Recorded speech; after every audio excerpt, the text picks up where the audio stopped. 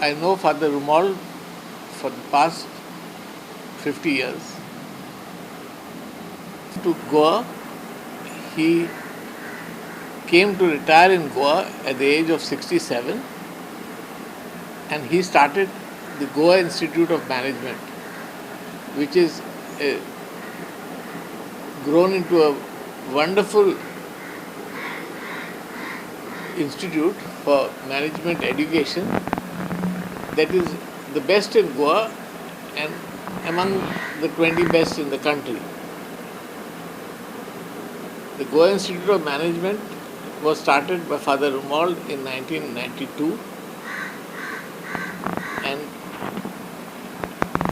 celebrated its silver jubilee very recently last year.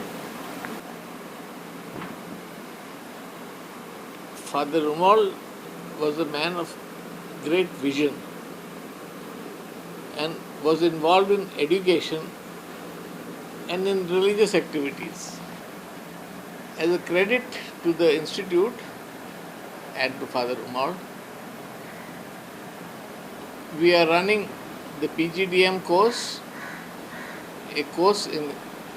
and for this there are 480 students.